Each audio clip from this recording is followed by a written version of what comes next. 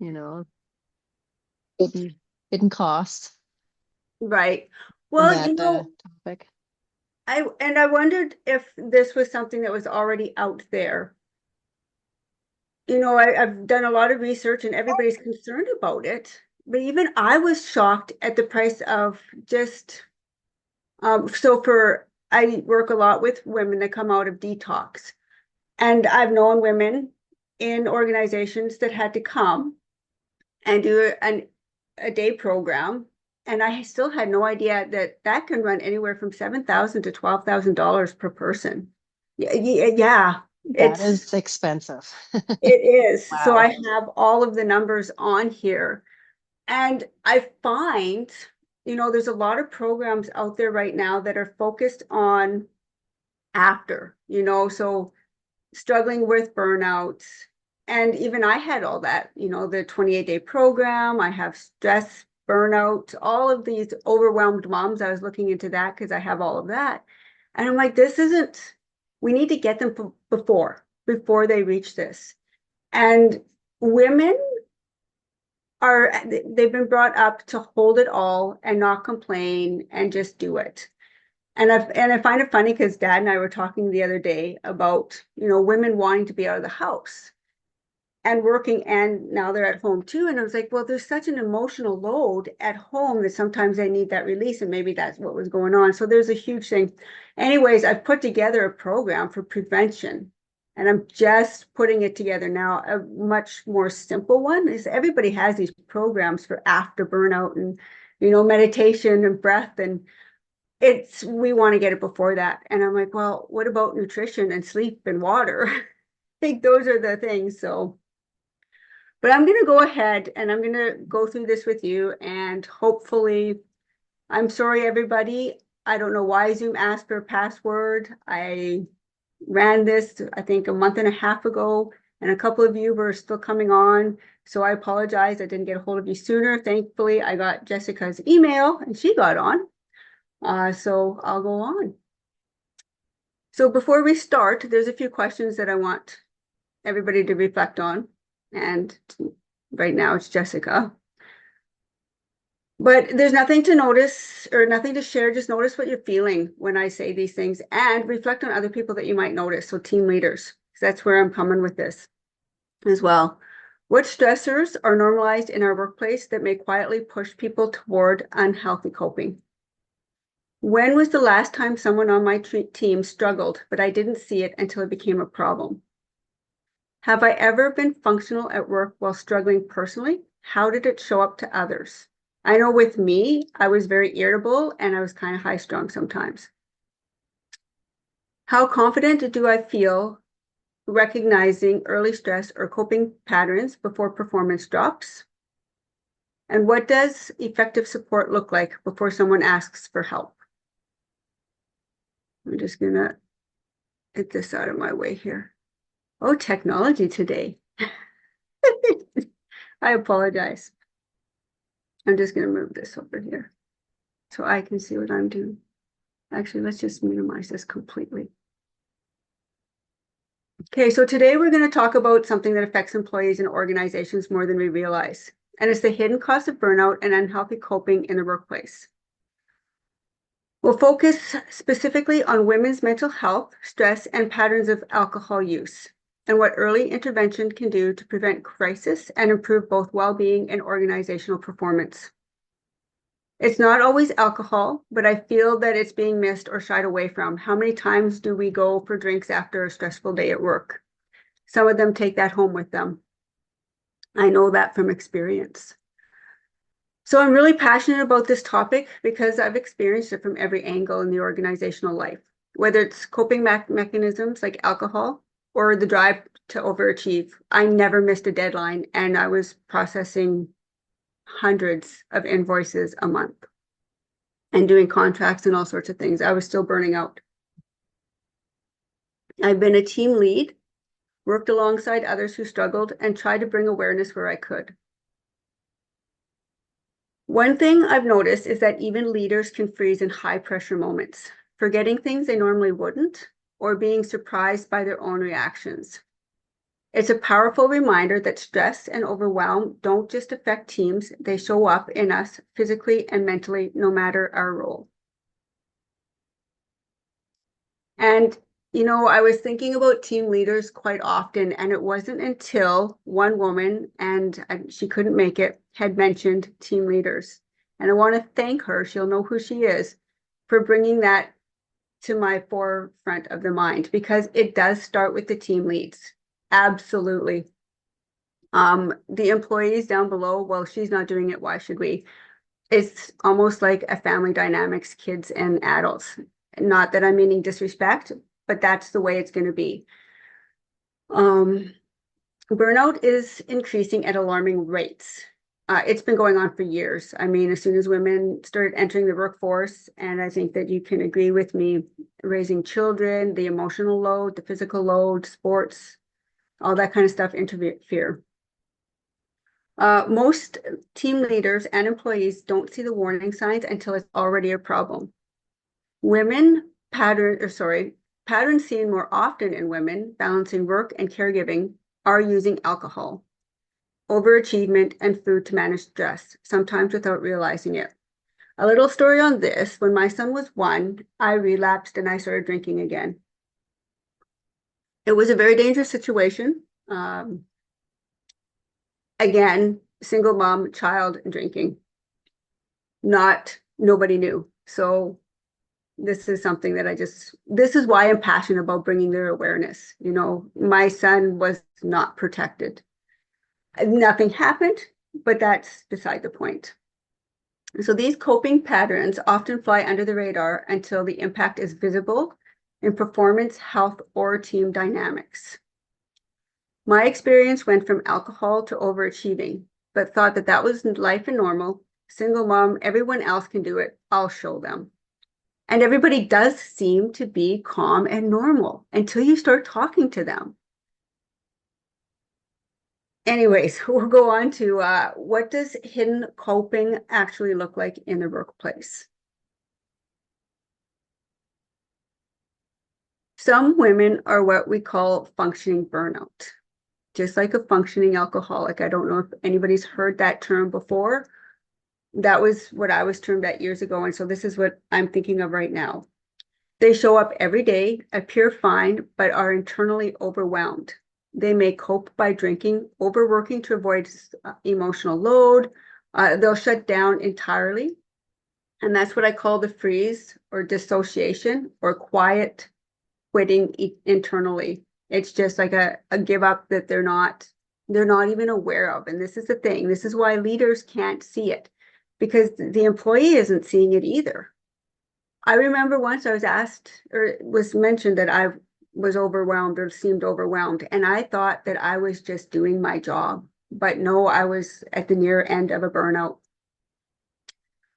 And then I just experienced freeze this last year, the disassociation part, or dissociation. I think it is likely a big cause of illness, like heart problems. And I brought this up in my last webinar. So men would have heart attacks where women wouldn't. And now it's progressively getting worse in women. But if we think about it, women back then, they'd spill it out. They'd overreact, they say. But I think that was actually saving a lot of them. Now they're quietly shutting down. And I think that that's causing more stress. And I mean, I need to do more research in this, but I have a feeling that that's a huge problem with heart disease as well, the stress.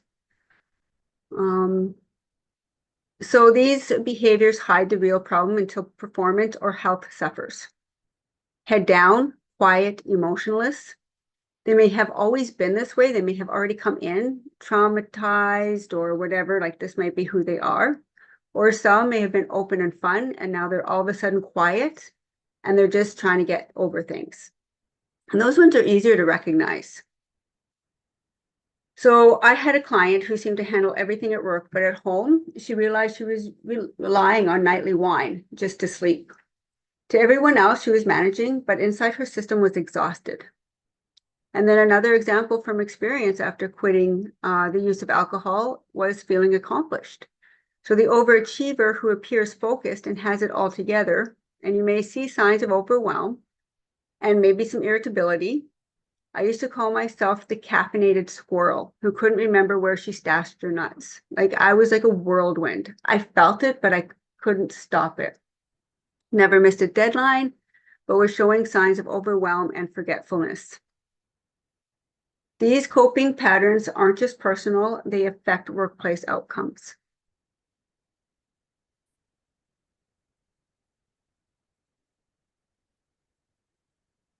When employees are stressed and coping in hidden ways, it impacts productivity. Emotional bandwidth shrinks, there's communication breakdowns, mistakes increase, presenteeism becomes a hidden cost. Over time, team cultures suffer, and I've seen this quite a bit. Psychological safety declines. So I've seen team leaders yelling at employees. I've seen them having near breakdowns. 25 years of employment to walking out because they couldn't get promoted because of their attitude, but nobody would get them the help that they needed. Nobody knew, maybe. That's neither here nor me to say. Maybe you have seen this, or maybe you're unaware. I know some that were shocked, but at the same time, they never left their own office due to their own overwhelm. You know, there's the sick elderly parents, financial stressors, a child struggling with their own mental health. And then there's the teenage years. I mean, I haven't hit the teenage years with my son, but I remember my sisters, and I'm surprised my mom is still sane. So here's an example. An employee starting to show signs of anxiety and forgetfulness, leading to mistakes. So this is costing time and financial strain. Anxiety spreads and disrupts the office, causing chaos. They likely do not recognize it in themselves, and they're releasing it, so it also feels good. And these issues come with a very real cost, and it's not just to organizations, it's to the families as well. So here are some costs that I've done some research, and there's more. I've posted a few different things throughout the last few months. Untreated health issues are expensive. Presenteeism, sorry, I have such a hard time saying some of these words, alone can cost 3 to 4 times more than absenteeism. Leaving related to mental health leaves related to mental health last 8 to 12 weeks on average, with both salary and lost productivity, cost stacking up. Alcohol and stress compound these risks, affecting health claims, safety, and overall performance. I worked with contracts, and back in the law firm, they were all inter-office. But once I started working in other offices, they would be sent out and then be sent back. So if we made a mistake, that could add on to a couple of weeks just to get a contract out. And there's due dates on these. So mistakes, it can cost a lot of time and money, and even contracts, actually. So presenteeism, for some that don't know, are when employees are physically at work but not fully functioning due to stress, illness, or other health issues. This is very hard to recognize because they're still showing up, they still look like they're functioning, but deep down, you're re-looking over things over and over and not even catching the mistakes. So unlike absenteeism, which is not showing up, presenteeism is hidden. The employee is present but less productive, making mistakes or slower to respond. So here's an example. I come to work every day, but chronic stress and alcohol use are affecting my focus. I spend extra time completing tasks. I'm making more errors and communicating poorly. On the surface, I'm present, but the work output is reduced. I'm hitting deadlines, but mistakes now need to be fixed. I'm also getting frazzled and overwhelmed because I double check things. How could this be happening? I'm becoming very defensive too with my team leaders. And now we're going to look at alcohol use specifically, a trend employers can't ignore.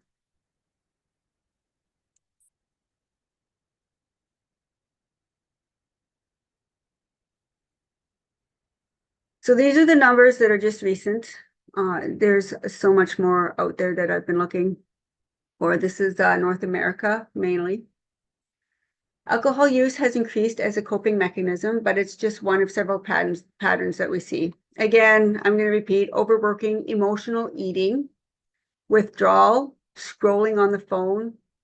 You know, I found myself scrolling for answers a lot of the time. Why am I so effing tired? You know, like little things like this. What is going on with my mind? Where is my memory? What can I use for my memory? That's a whole different thing there too, because that kind of thing can actually make it worse when you're doing supplements because Dr. Google says this might work. I'm sorry, but from a professional point of view, it can be doing more damage. And I wish people would stop promoting some things until they get the full story. So all of these can quietly undermine health, sleep, and work performance. Pardon me. So women started drinking more during the pandemic, which may be why the big spike here, keeping in mind that alcohol has a direct effect on mental health. For some, it takes hold faster than others. In workplaces, these patterns are often and will remain invisible until performance or health shifts significantly. And by then, the cost is high for both the individual and the organization. So I'm just going to mention briefly, a lot of chronic illnesses can take 10 to 20 years to show symptoms. And by that time, we're in a little bit deeper than we can. So reversing it is a little bit more difficult and takes more time and effort. And this is why I'm heading towards and trying to do preventative measures. I think we're getting people too late, and that's causing a huge issue in the workplace. And I feel that a lot of people may agree. I don't know. I'm not seeing a lot out there, but deep down, how do we approach someone with these difficulties? Because everybody's like, oh, no, I'm just fine. No, I'm just fine. You're not fine. And I will let you know if I need to now. And I have, and you know, it's not an easy conversation. Don't get me wrong, nothing in this is always easy, which is why we, again, preventative measures. So early signs often fly under the radar. There's disengagement, subtle absenteeism. There's that language again, barrier. Conflict, mood changes, and self-medication patterns. Leaders might see behaviors but miss the root cause, and that's hidden stress and unhealthy coping. And it's put out there a lot, and I see it all the time.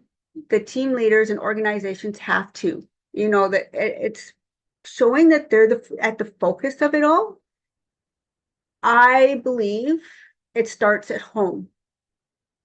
I don't think it's just work. I know that there's a lot of blame out there, and I don't think that there's any one spot where this is, we can't blame anything right now. I mean, everybody is different. I've seen leaders or leaders not address situations for whatever reason. I was applying my mental first aid alongside a health and safety professional at one point. We were told that the woman had always been this way. Promotions were given to others that were 2-year employees, and she had been with the company for 25 years. This is really personal because she was a very lovely woman. Like, she had a heart of gold, but she was just angry. She ended up leaving after this happened twice. So that's 25 years of knowledge. She basically opened the company and she walked out the door. And I knew her story. I listened, and she was in pain.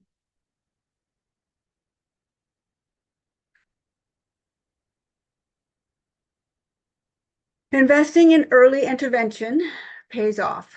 There's fewer late leaves, lower claims, stronger team culture, safer work environments. Every $1 spent on prevention saves $4 to $6 down the line. So what does effective early intervention actually look like? Effective intervention isn't therapy, it's education, awareness, and simple tools. It's supporting women any employee before hitting crisis. I focus on women just because I am more aware of what they're going through, but prevention can work with anybody. Raising awareness of alcohol-related coping and giving leaders the ability to recognize early signs and respond appropriately.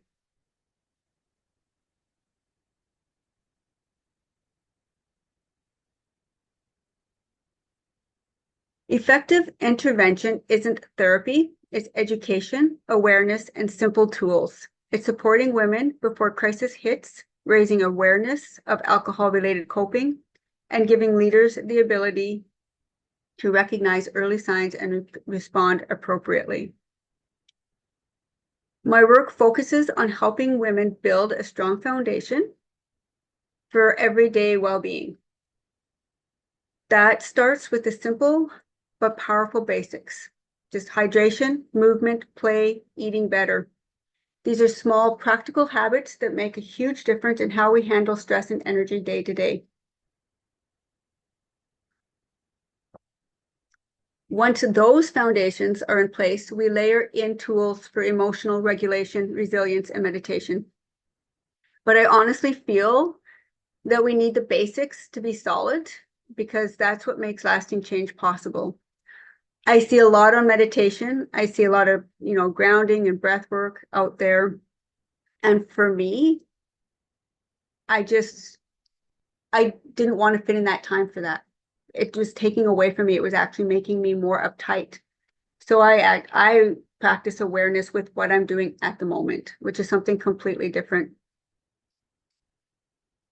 So I've actually tiered some programs depending on what people need.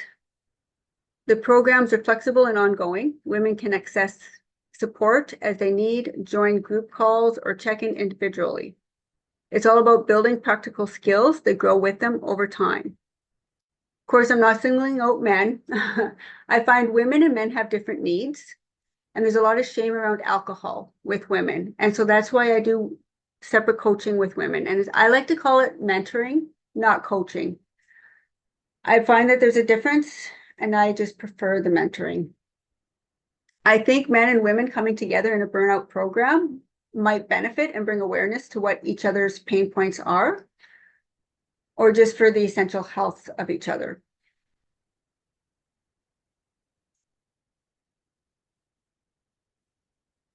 Organizations that implement early intervention see tangible benefits: fewer long-term leaves, reduced claims, healthier communication, and team dynamics, lower healthcare costs, and higher retention, especially among women.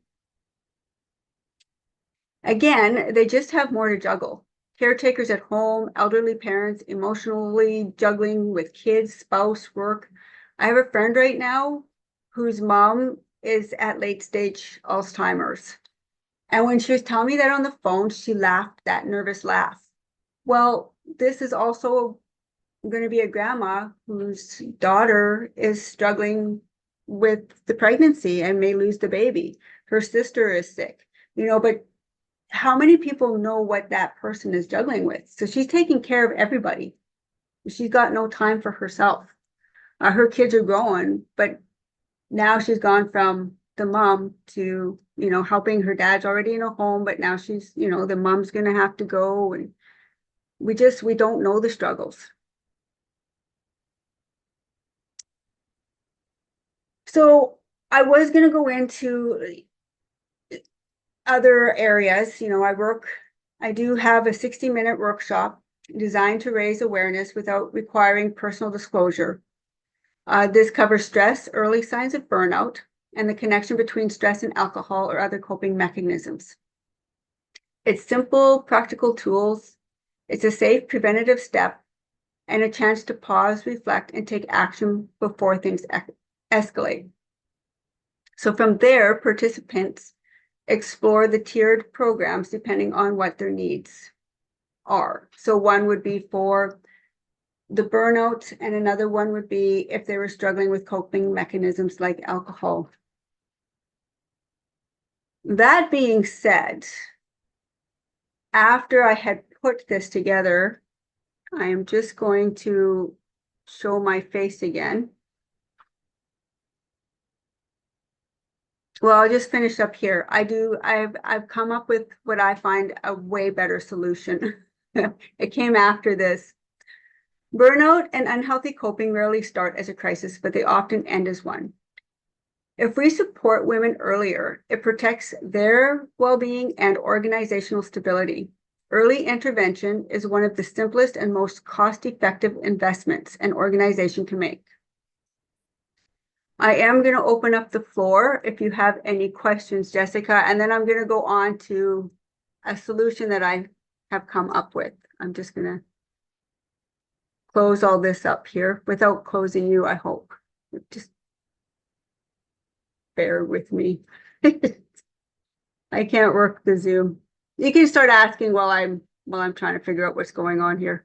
I have to make sure the baby isn't taking the mouse away from me here. Oh, yes, of Had course. to Of pick her up. course, right? It's less of a question, but more a comment.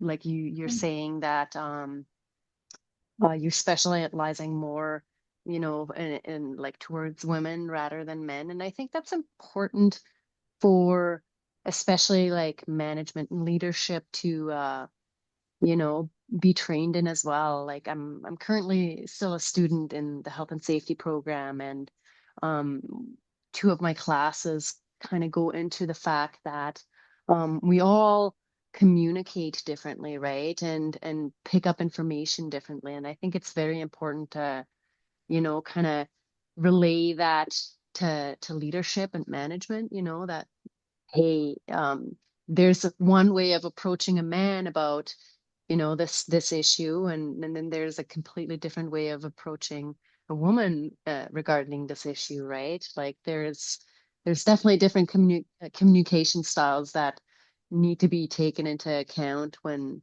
addressing this, right? And burnout is a serious thing.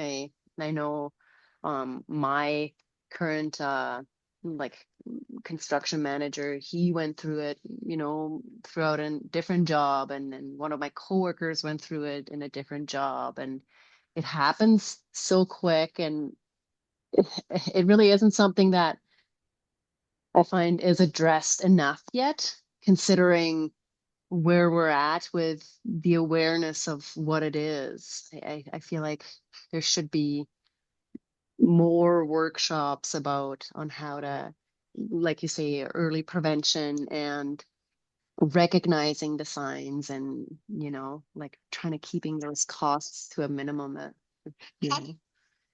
Mm. Yeah. Yeah, it's less of a question, but more definitely an observation of what I kind of picked up from school and work and just my personal life. And yeah, I think it's important that it really needs to be addressed and taken more serious. And I think it's very, very much more so prevalent since the pandemic. I think Mhm. it's happening way more, or maybe we've just become more aware of the fact that it is happening through the pandemic. Maybe that's one of the reasons why we see it more. But yeah, I definitely find it's a fantastic, thing to tackle this by preventing rather than after the fact. Hey, now we now we deal with a burnout. Like yeah, I think definitely prevention is always in any case the way to go for sure. Well, and that's the thing. We talk about prevention with illnesses such as diabetes, obesity, and all that kind of stuff. Prevention is the way to go. And who is it? Oh, I can't remember who said, prevention is an ounce of prevention is a pound of something. I can't remember the saying. I just had it in my head the other day because I did a post on it. Um, but yes, we're not, that's the thing. We talk about COVID, we talk about the stressors, mindfulness, breathing, but what is our lifestyle like? Are we eating properly? Are we drinking water? I mean, and you're in construction. How often are you drinking the water? How often do you get headaches, right? And these Absolutely. are the And things, yeah. it's definitely something I noticed when I went through my pregnancy. I really notice, oh, I'm actually not drinking nearly as much as I should, as like in general, being pregnant or not, right? It really puts things in perspective. And yeah, definitely not just drinking, but the movement, even though you are, physically active in your job, it's still important to get a certain amount of movement in you that may be rather calming than, rather than, again, like physical labor, right? You move really hard throughout like a working day in construction, whereas in, let's say, meditation or yoga or something that calms your system rather than excites your system, if that makes sense. Oh, totally. And that's just it. A lot of people, and I have, well, I'll just put this out there right now. I have teenagers coming with chronic stress, and it's due to overworking with sports, school, going nonstop. And this is before adulthood. This is a serious problem. I just want to put that out there. When you overwork, and you think that going to the gym and pushing it, and I used to do that for 2 hours, I'd go to the gym and I'd push it. I was built, but it strains the body too. So that's another kind of stress. So if you're already stressed and you're going to the gym to relieve that stress, you're actually hurting yourself more and you're going to eventually burn out. In fact, you Absolutely. think you're doing a good thing, but that's what everybody says. They're telling you, they're giving you all of this advice, but they're not asking you the basics. And if this is even going to be good for you, which is ultimately could be worse. Absolutely. Yeah. So, and I wish that other people come on. I might have to just do an hour where we get together and have a coffee. Maybe that's something we'll do. But I do want to offer something completely free. I want to bring it up to you and I'm going to bring it up to everybody else. I have put together a prevention. So I don't know, have you ever done the EAP workshops through work where they give you how to take care of yourself? No, I haven't. They No, have I never offered that? Okay. no, like we have a benefits program through my work, and then my partner has pretty good EAP through his work, but I haven't really utilized it either. Mhm. Um, but we've looked into it, especially during my parental leave here. Right. It So hasn't. I'm just curious because this is what I'm trying to get a feel of for the organizations. When I do they give workshops or like how you get an hour where you have to learn how to take care of yourself or breathe or any of that? Do they give anything like that? Not for my company, no, not the company that Okay. I work for. I want to say probably the company my partner works for, Hmm. because they're a national Okay. company, so I'm pretty sure they do, um, because they're also unionized. Okay. Yeah, Okay. so I'm pretty sure they offer stuff like that, but not my work. Unfortunately, not my work. Okay. So I'm trying to get a better feel of that too, because the program I've created is just the basics health that any employee could use to find a lifestyle balance. So it incorporates, and I'm offering it for free right now. It's 5 modules or 6 modules. So it incorporates the very first step, and you're gonna laugh, is hydration. I can see it.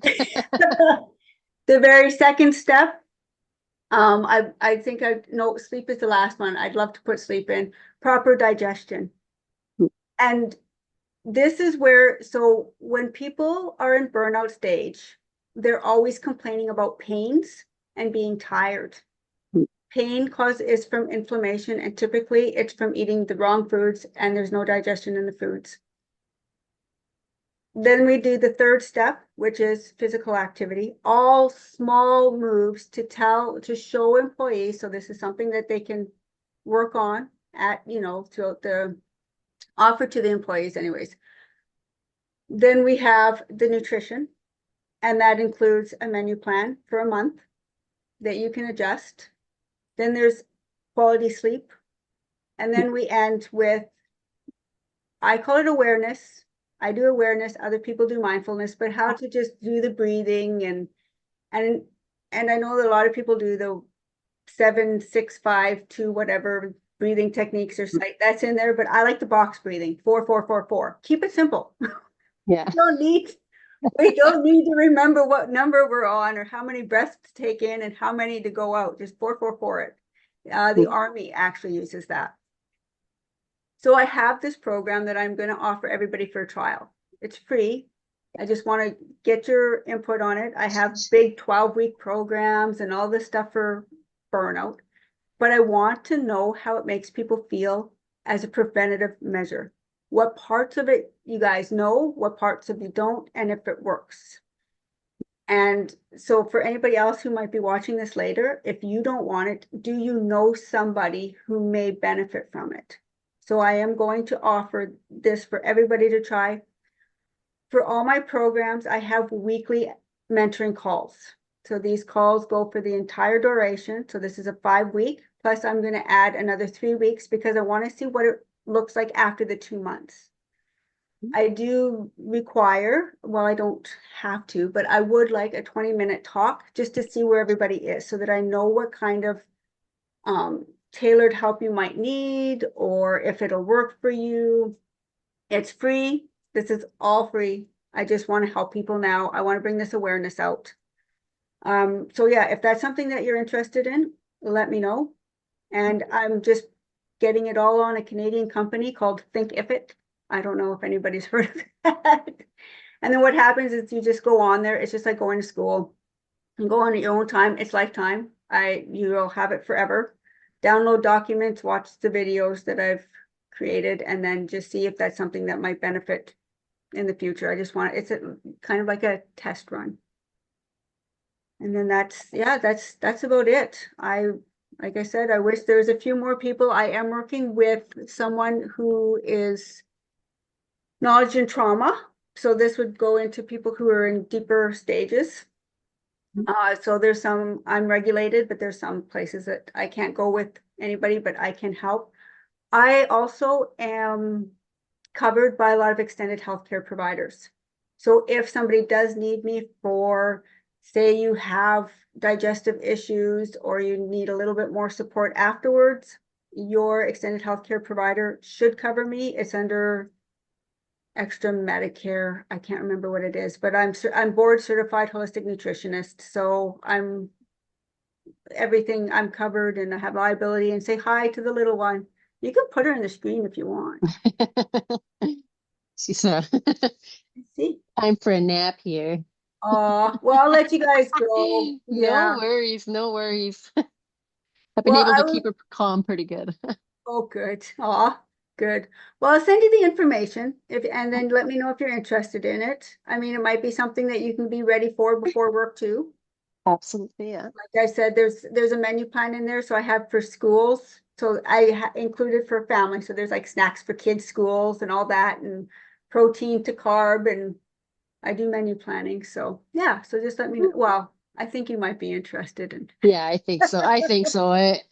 Especially going back to work, it's going to be a difficult situation, I'm going to say, just being Mhm. so used to being home for so long with my little girl here. So I think it's going to be mentally definitely difficult, and then let alone physically. I haven't done physical work in, well, 12 months pretty soon here, so it'll be I I definitely be interested in doing something like that for sure.